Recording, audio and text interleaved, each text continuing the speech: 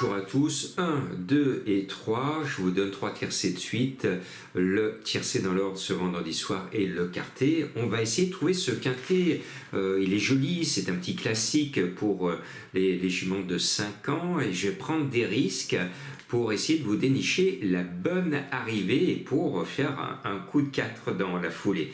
Pour moi, il y a une jument qui se détache, elle a été préparée pour, c'est une peinture. Quand on dit qu'un cheval est une peinture, ça veut dire qu'il est beau et qu'il tire l'argent de la poche. Voilà des expressions de turfiste. C'est le 9 Joconde Sibet, Baudouin, mais c'est 2 snipers dans ce petit classique qui est préparé pour. Ce 9 a quand même de sérieux atouts dans son jeu.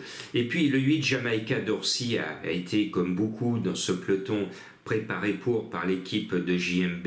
Elle peut faire une grande performance avec le patron sur son sulky.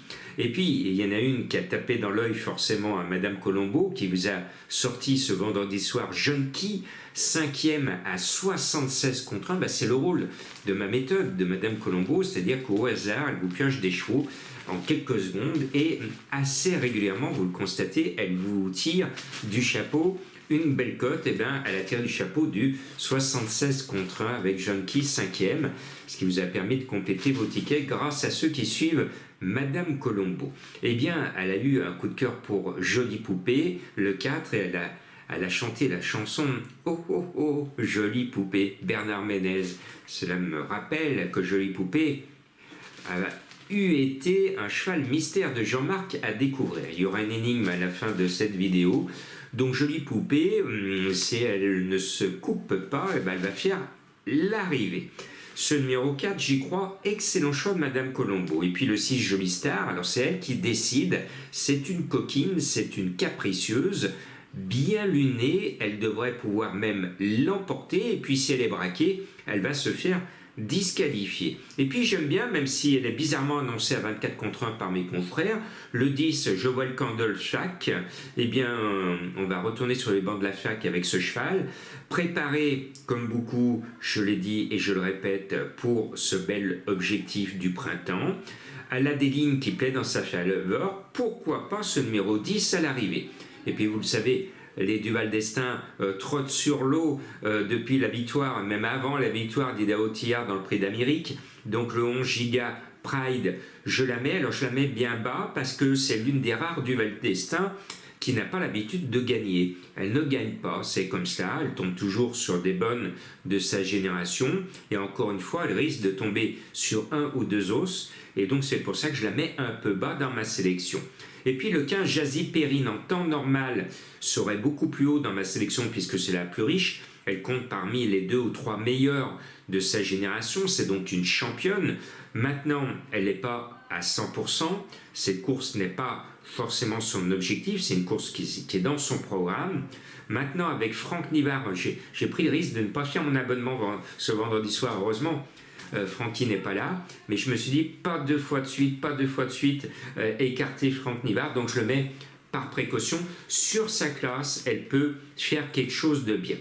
Et pour faire entrer ma trouvaille, il a fallu que je pousse en dehors de mon prono, allez, j'ai poussé le 14 Just Love View pour faire entrer le numéro 1 Jasmine de Vaux.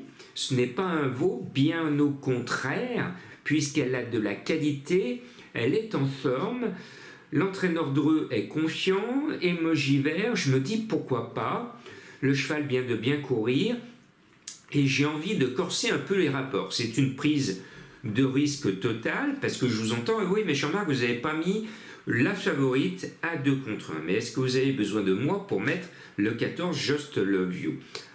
Pas besoin de Jean-Marc pour mettre une favorite à 2 contre 1. Moi, je prends le risque, et c'est rare, regardez tous les pronostics, le 14, de ne pas la mettre, parce que Just Love You me permet de saluer, de souhaiter encore une fois un prompt rétablissement à Alexandre Abrivard. Elle a été victime, vous le savez, d'un accident de la route. Alexandre Abrivard en subit encore les conséquences puisqu'il est toujours en convalescence. On lui souhaite un prompt rétablissement et surtout un rapide retour parmi nous, et elle a été accidentée, elle a été mise au repos, elle chaîne rentrée, ça fait un peu beaucoup quand même pour le même cheval, donc je me suis dit, à tous les coups, elle n'est pas à 100%, et dans ce genre de course, pour être à l'arrivée, il faut être justement à 100%. Elle ne l'est pas. Alors peut-être que je serai le seul journaliste hippique en France à ne pas avoir donné le tiercé si elle est là. Mais je prends le risque, si vous m'écoutez, c'est justement pour essayer d'avoir une analyse différente, originale, sympathique et souriante. Allez, je termine avec une énigme du jour. Normalement, en temps normal, au Far West, ce nom qu'il faut découvrir est sur la selle du cheval. Eh bien là, non. Il est sous la selle du cheval. Qui est-il pour parquer les vaches là-bas, au Far West? À vous de le découvrir.